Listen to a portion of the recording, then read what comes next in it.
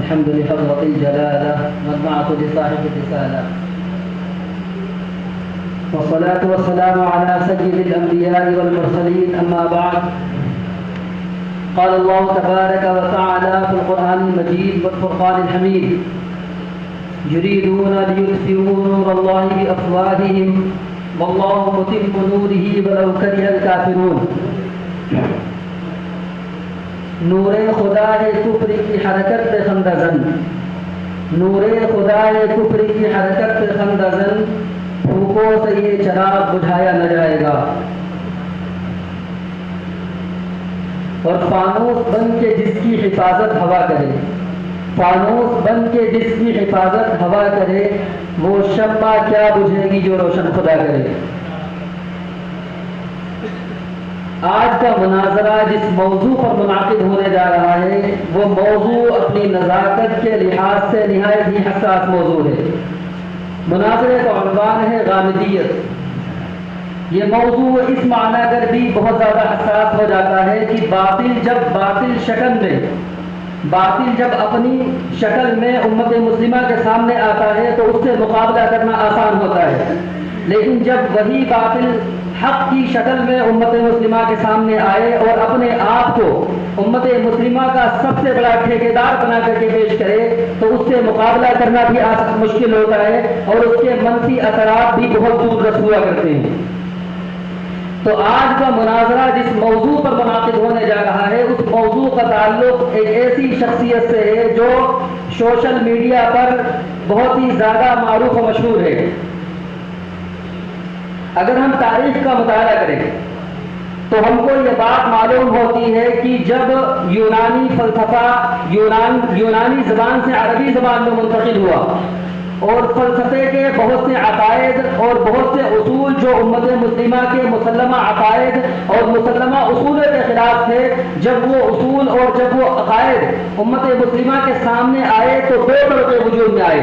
ایک طبقہ وہ تھا جس نے سرے سے فلسفے کا انکار کیا اور ان کے اصولوں کے مقابلے میں سینہ سپر ہو کر کے ان کا مقابلہ کیا ہے. یہ طبقہ وہ تھا جو اہل سنت والجماعت کے نام سے موسوم ہوا.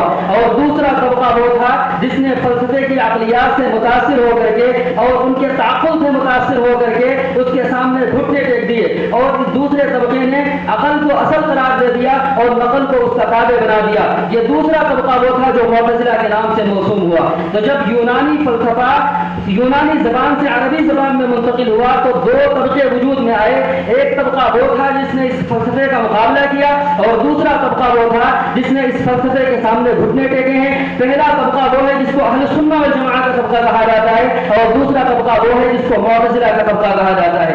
اب معتزلہ کے بہت سے مسائل اور بہت سے اصول امت مسلمہ کے مسلمہ عقائد اور مسلمہ اصولوں کے خلاف تھے اور ان کی راہ میں سب سے بڑی رکاوٹ حضور علیہ السلام کی سنت مبارکہ تھی. لہذا معتزلہ نے حضور علیہ السلام کی سنت مبارکہ کا بھی انکار کیا ہے.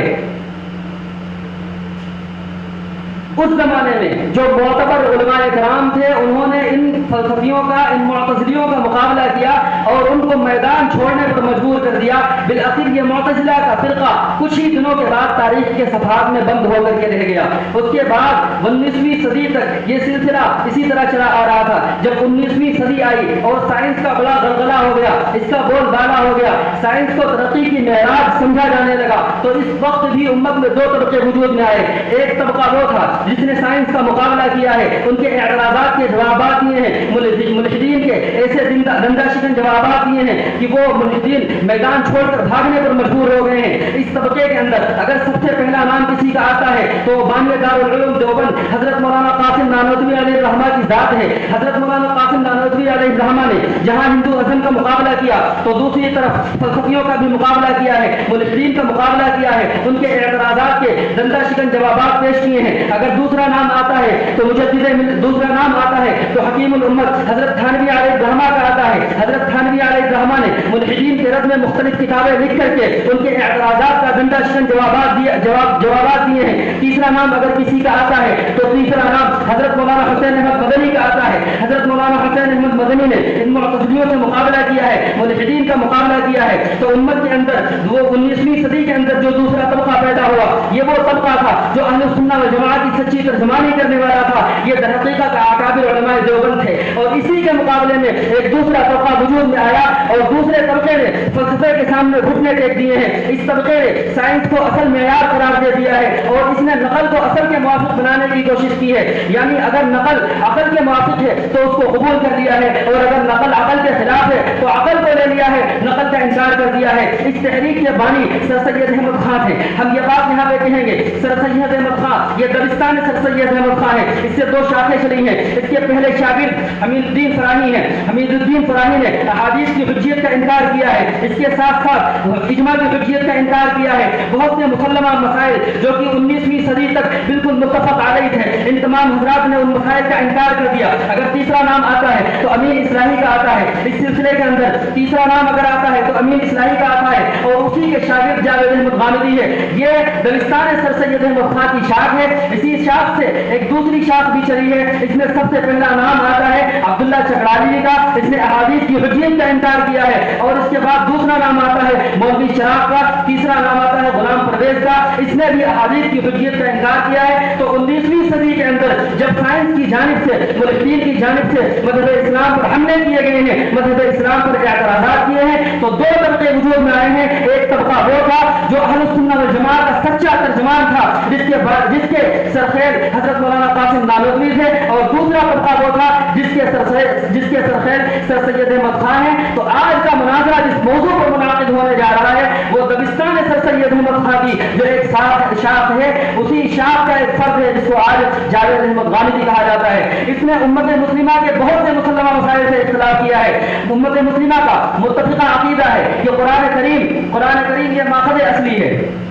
قرآن کریم ماخذ اصلی ہے. جاوید احمد غامدی نے قرآن کریم کے ماخذ اصلی ہونے کا انکار کیا ہے. امت مسلمہ کا متفقہ عقیدہ ہے کہ احادیث مبارکہ حجت ہے. اس نے احادیث مبارکہ کی حجیت کا انکار کر دیا ہے. امت مسلمہ کا متفقہ عقیدہ ہے کہ اجماع حجت اصلیہ ہے. اس نے اجماع کی حجیت کا انکار کیا ہے. یہ تو ادلہ شرعیہ کی بات ہے. اگر ہم اصول کے اندر دیکھیں تو اس نے نزول عیسیٰ کا انکار کیا ہے, حیات عیسیٰ کا انکار کیا ہے, ظہور مہدی کا انکار کیا ہے, خروج دجال کا انکار کیا ہے, میزان کا انکار کیا ہے. اس شخص نے معجزات کا انکار کر دیا ہے, مرتد کی سزا کا انکار کیا ہے, شاتم رسول کی سزا کا انکار کیا ہے. اگر جزئیات میں دیکھیں اس نے دانی کا انکار کیا ہے, لباس کا انکار کیا ہے, تصوف کو ایک بکواس قرار دیا ہے. تو آج کا مناظرہ جس موضوع پر منعقد ہونے جا رہا ہے وہ سر سید احمد خان, دبستان سر سید احمد خان کی ایک شاخ ہے, جس کے آج کے زمانے میں ممتاز فرد جاوید احمد غامدی ہیں.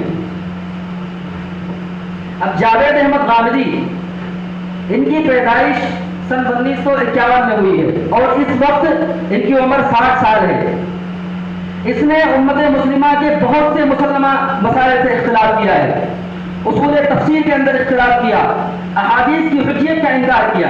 امت مسلمہ کا متفقہ عقیدہ ہے کہ قرآن کریم یہ حجت اصلیہ ہے, لیکن جاوید احمد غامدی کہتا ہے کہ قرآن کریم حجت اصلیہ نہیں ہے, بلکہ حجت اصلیہ سنت ابراہیمی ہے, اور وہ طریقے ہیں جو مشرکین عرب میں رائج تھے. اب قرآن کریم اگر سنت ابراہیمی کی تائید کرتا ہے, اگر قرآن کریم اس رائج طریقے کی تائید کرتا ہے جو مشرکین عرب کے اندر رائج تھے, تو قرآن کریم کی اس تشریح کو قبول کر لیا جائے گا, قرآن کریم کی اس بات کو تسلیم کر لیا جائے گا. لیکن اگر قرآن کریم سنت ابراہیمی کی مخالفت کرتا ہے اور کوئی ایسا مسئلہ بیان کرتا ہے جو مشرکین عرب کے درمیان رائج نہیں تھا, تو اس کو قبول نہیں کیا جائے گا. اور اس طرح کی بات اگر قرآن کریم میں ثابت بھی ہو جاتی ہے تو وہ اللہ کے نبی کے زمانے تک موجود تھی. جب اللہ کے نبی کی وفات ہو گئی, صحابہ کرام اس دنیا سے چلے گئے, تو وہ حکم ختم ہو گیا.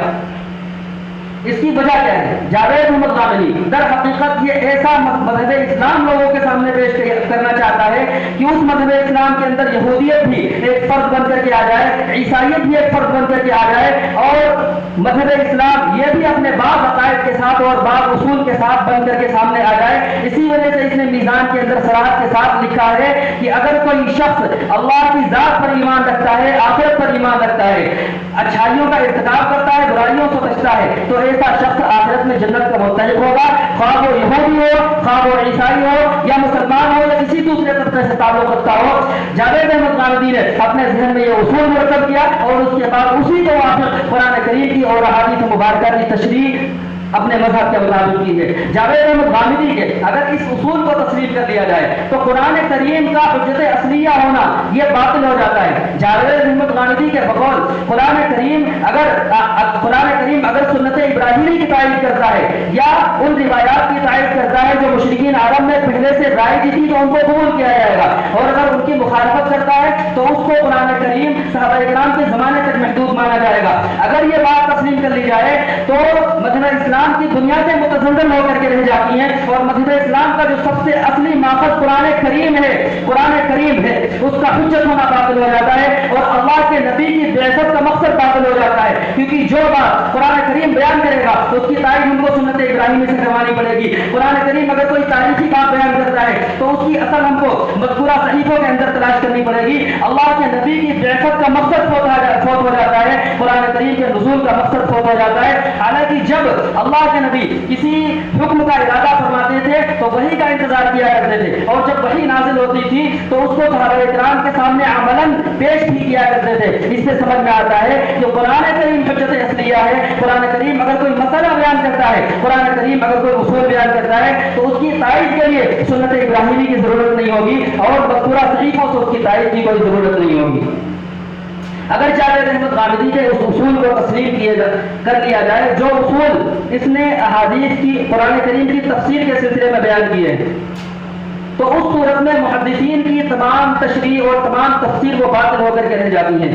جاوید احمد غامدی نے اصول پیش کیا کہ عربی معلّہ اعلیٰ درجے کی عربی دانی ہو, زبان کے اندر ندرت ہو, متشابہات کا علم ہو, اور تاریخی پس منظر معلوم ہو. یہ 10 شرائط بیان کیے ہیں. ان تمام چیزوں کا خلاصہ اگر نکلتا ہے تو وہ نکلتا ہے کہ کوئی بھی شخص اگر قرآن کریم کی تشریح کرنا چاہتا ہے تو صرف اس کو لغت سے واقف ہونا ضروری ہے. لغت کی بنیاد پر وہ قرآن کریم کی تشریح کر سکتا ہے. اب یہ بات ایسا شخص کہہ رہا ہے جو شخص خود عربی زبان سے بالکل ناواقف ہے. ناقد اگر منقول پہ نقد کرتا ہے تو نقد کب معتبر ہوگا؟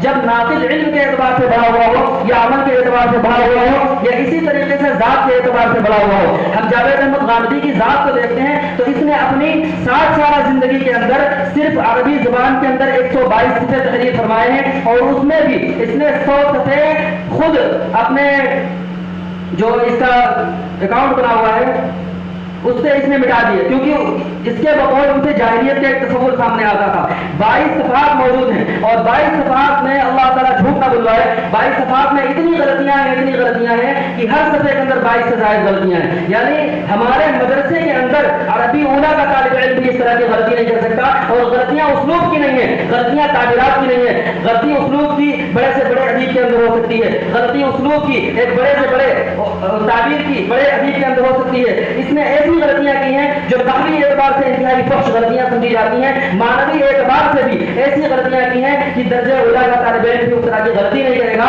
تو جاوید احمد غامدی نے جو اصول مرتب کیے ہیں یہ اصول کسی بھی صورت میں معتبر نہیں ہو سکتے ہیں, کیونکہ یہ شخص خود عربی زبان سے ناواقف ہے. جب یہ خود عربی زبان سے ناواقف ہے تو عربی زبان کے تعلق سے اگر یہ کوئی شخص اصول بیان کرتا ہے تو وہ اصول بالکل بھی معتبر نہیں ہوتا. غرضے کی امت مسلمہ کا جو سب سے پہلا ماخذ ہے قرآن کریم, اس کے ماخذ اصلی ہونے کا جاوید احمد غامدی نے انکار کیا ہے. امت مسلمہ کا دوسرا ماخذ احادیث مبارکہ ہے. اگر احادیث مبارکہ کے تعلق سے ہم تاریخ کا جائزہ لیں تو 3 طبقے وجود میں آتے ہیں. ایک طبقہ وہ تھا جس نے اللہ کے نبی کے زمانے کے بعد اللہ کے نبی کی اطاعت کا سرے سے انکار کر دیا ہے. اس طبقے نے یہ کہا کہ اللہ کے نبی کی اطاعت اللہ کے نبی ہونے کی حیثیت سے تھی, جب اللہ کے نبی کی وفات ہو گئی تو اللہ کے نبی کی اطاعت بھی لازم نہیں رہے گی. اس کے مقابلے میں ایک دوسرا طبقہ بھی ہے. اس طبقے نے یہ کہا کہ احادیث کی حجیت کو تسلیم کیا جائے گا, لیکن احادیث ہم تک معتبر ذرائع سے نہیں پہنچی, لہٰذا احادیث پر اگر عمل کیا جائے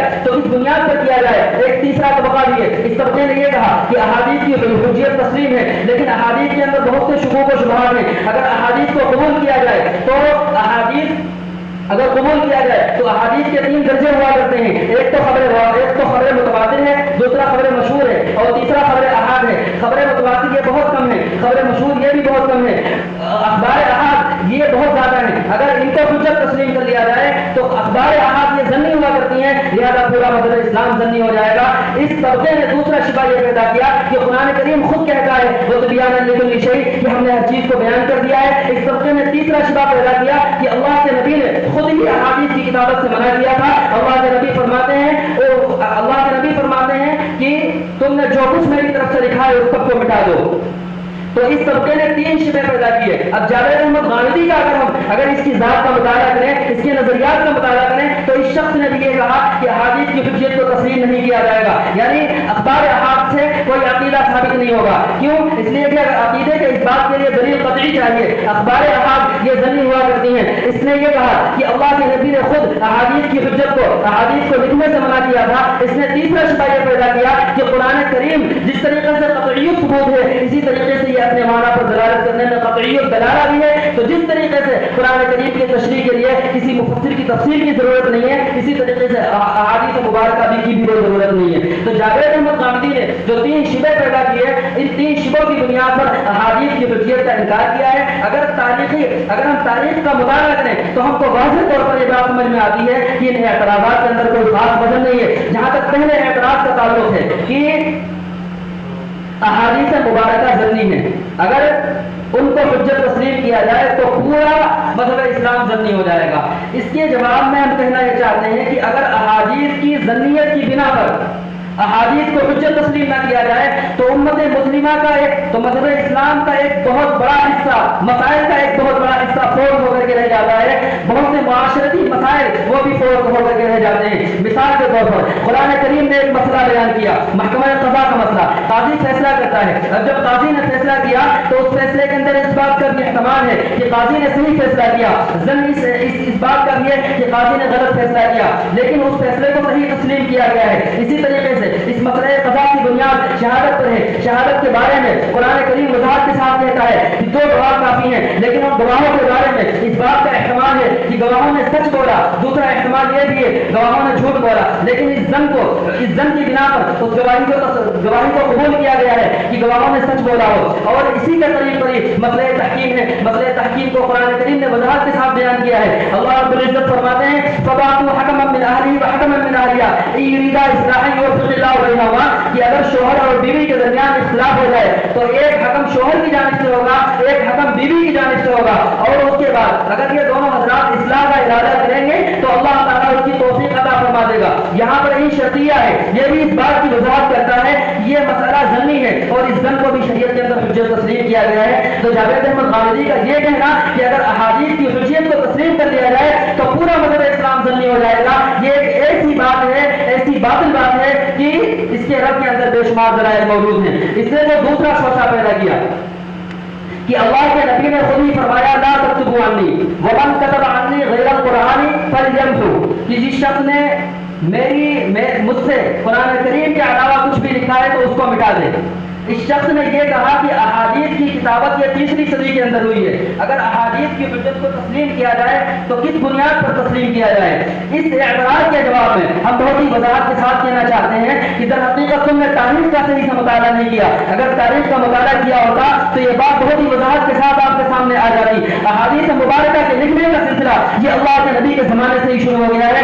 مختلف وفود اللہ کے نبی کے پاس آئے ہیں, اللہ کے نبی نے ان کو مختلف تحریریں لکھوا کر کے دی ہیں. اللہ کے نبی نے لشکر بھیجے ہیں, ان لشکروں کو تحریریں لکھوا کر کے دی ہیں. اور ایک روایت بخاری شریف کے اندر موجود ہے کہ اللہ کے نبی نے ایک اسلامی صفحہ سالار کو بھیجا ہے, ان کو تحریر لکھوا کر کے دی ہے. اللہ کے نبی کے بعد صدیق اکبر کا دور تھا. صدیق اکبر کے بارے میں یہ بات بڑی وضاحت کے ساتھ مل جاتی ہے کہ ان کے پاس 500 احادیث کا ذخیرہ موجود تھا. صدیق اکبر کے بعد فاروق اعظم کا دور تھا. فاروق اعظم کے بارے میں یہ بات بڑی صراحت کے ساتھ موجود ہے کہ آگرے بائزان میں ایک اسلامی صفحہ سالار تھے, ان کا نام عتبہ بن فرقد تھا. ان کو حضرت عمر رضی اللہ تعالیٰ عنہ نے احادیث لکھوا کر کے دی ہیں. یہ تو خلفائے راشدین کی بات ہے. ذرا آگے چلیں تو آگے دیکھیں گے صحیفہ عبداللہ ابن عباس موجود ہے, صحیفہ عبداللہ ابن عمر موجود ہے, صحیفہ جابر بن عبداللہ موجود ہے, صحیفہ عبداللہ ابن زبیر موجود ہے, صحیفہ حضرت ابو ہریرہ موجود ہے, صحیفہ انس بن مالک موجود ہے. یہ تو صحابہ اکرام کے دور کی بات ہے. اگر تابعین کے دور کی بات کریں تو 19 کتابیں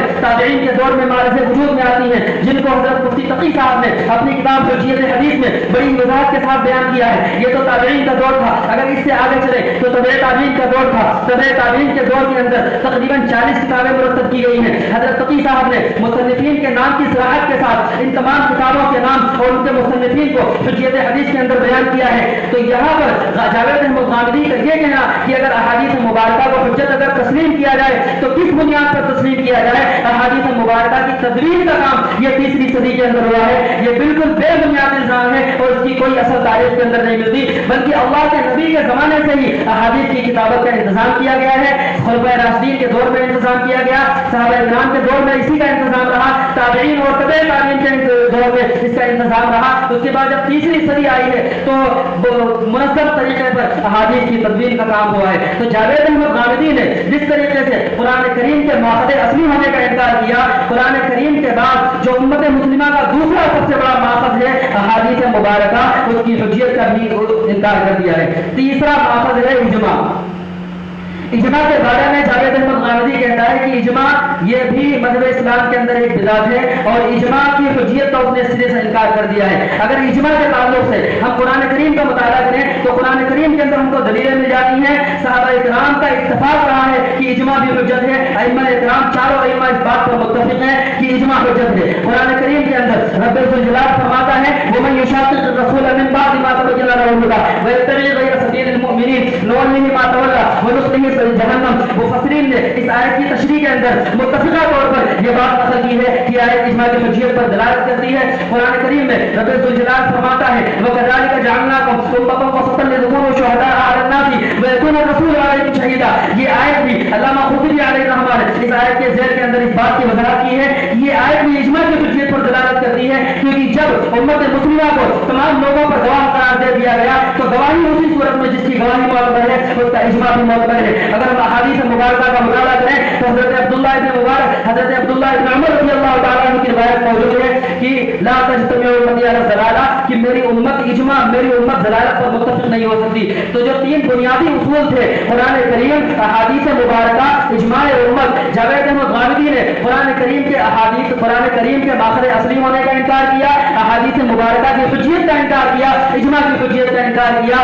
اگر عقائد کی بات کریں تو نزول عیسیٰ کا مسئلہ ہے، حیات عیسیٰ کا مسئلہ ہے، ظہور مہدی کا مسئلہ ہے، خروج دجال کا مسئلہ ہے، مرتد کی سزا کا مسئلہ ہے، شاتم رسول کا مسئلہ ہے. اور اگر جزیات کی بات کریں تو تخلق کو اس نے ایک بدعت قرار دیا ہے اور لباس کو کوئی شرعی مقام نہیں دیا، داڑھی کا انکار کیا ہے. تو حیات عیسیٰ کا مسئلہ اور اسی طریقے سے ظہور مہدی کا مسئلہ اگر اس کے بارے میں ہم پڑھنا چاہتے ہیں تو علامہ نور شاہ کشمیری علیہ الرحمہ نے کتاب لکھی ہے التصریح بما ورد فی نزول المسیح.